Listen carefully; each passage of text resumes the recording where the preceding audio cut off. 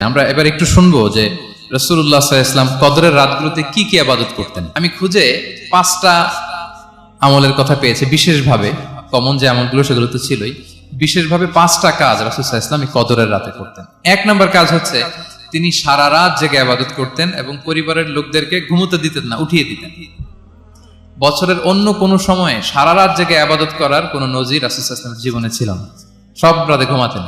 আমি জোহর বারুতে একটা কনভেনশনে the daily routine of prophet সাল্লাল্লাহু আলাইহি ওয়াসাল্লাম একটা আলোচনা করেছিলাম, যেখানে রাসূল সাল্লাল্লাহু আলাইহি ওয়াসাল্লামের দৈনন্দিন জীবনের রুটিন আলোচনা করেছিলাম। সেখানে আমরা বলেছি যে রাসূল সাল্লাল্লাহু আলাইহি ওয়াসাল্লামের দৈনন্দিন অভ্যাস ছিল তিনি এশার পরেই তাড়াতাড়ি ঘুমিয়ে পড়তেন আর মিড নাইটে উঠতেন। রাসূল সাল্লাল্লাহু আলাইহি ওয়াসাল্লামের কর্মদিবস শুরু হতো মিড নাইটে।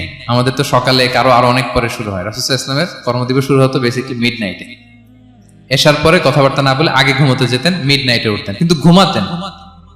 ঘুম ছাড়া রাত কাটাতেন না। সারা বছরের এটা ছিল যে এশার পর পরে ঘুমোতে যেতেন, except the last 10 days of Ramadan. রমাদানের শেষ 10 রাতে রাসূল সাল্লাল্লাহু আলাইহি ওয়াসাল্লাম ঘুমাতেন না।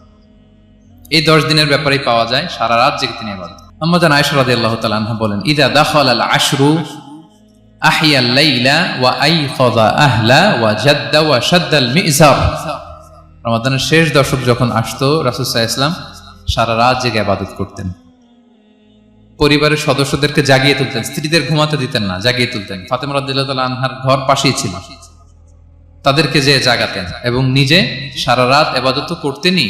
জাদ্দা ওয়া শাদ্দাল মিজার, খুবই বলিষ্ঠ ভাবে, খুব মজবুত ভাবে কোমরে গামছা বেঁধে নামার একটা এক্সপ্রেশন এখানে দেওয়া হয়েছে। মিজার, ইজহার মানে হচ্ছে বাংলা করলে হয় লুঙ্গি। লুঙ্গি আমরা যখন খুব শক্ত কোনো কাজ করতে যাই তখন তারা কি করে, খুব টাইট করে লুঙ্গিটা বাঁধে। তার মানে বোঝানো হচ্ছে রাসূল সাল্লাল্লাহু আলাইহি ওয়াসাল্লাম কোমরে ভালো করে লুঙ্গি বেঁধে বা গামছা বেঁধে আটগাট বেঁধে নামতেন শেষ 10 দিনের জন্য।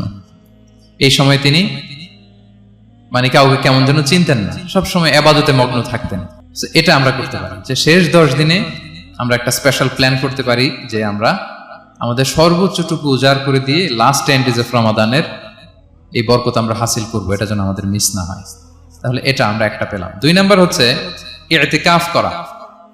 রাসূলুল্লাহ সাল্লাল্লাহু আলাইহি ওয়াসাল্লাম রমাদানের শেষ 10 দিন ইতিকাফ করতেন। আমাদের আয়েশা রাদিয়াল্লাহু তাআলা আনহা বলেন, কানা ইয়াতাকিফুল আশরাল আওয়াখির মিন রমাদান। রমাদানের শেষ দশকে তিনি ইতিকাফ করতেন হাত্তা তাওয়াফাহুল্লাহ, ওনার ইন্তেকালের আগ পর্যন্ত এই অভ্যাসটাই তিনি জারি রেখেছেন। সুম্মা আতাকাফা আজওয়াজুহু মিন বাদি, তারপরে ওনার স্ত্রীরা ইতিকাফ করেছেন। আরেক বর্ণনা এসেছে ইয়াতাকিফু কুল্লা রমাদান 10 আইয়াম, প্রতি রমাদানে তিনি 10 দিন ইতিকাফ করেছেন। কিন্তু যেই বছর তিনি ইন্তেকাল করবেন সে বছর তিনি 20 দিন ইতিকাফ করেছিলেন। প্রতি রমাদানে 10 দিন, আর যে বছর ইন্তেকাল করবেন সে বছর কয় দিন? 20 দিন তিনি ইতিকাফ করেছিলেন মসজিদে নববীতে। তাহলে আমরা এই রমাদানের শেষ দশকে এটা করতে পারি। 2 নম্বর পয়েন্ট হচ্ছে ইতিকাফ করা। যারা আমরা করিনি তারা আমরা ইতিকাফ করতে পারি। আমাদের আইআইএম এর মসজিদ এটা ইতিকাফের জন্য একটা উর্বর জায়গা। আমরা যখন এই ক্যাম্পাসে ছিলাম তখন দেখেছি যে এখানকার ইতিকাফের পরিবেশ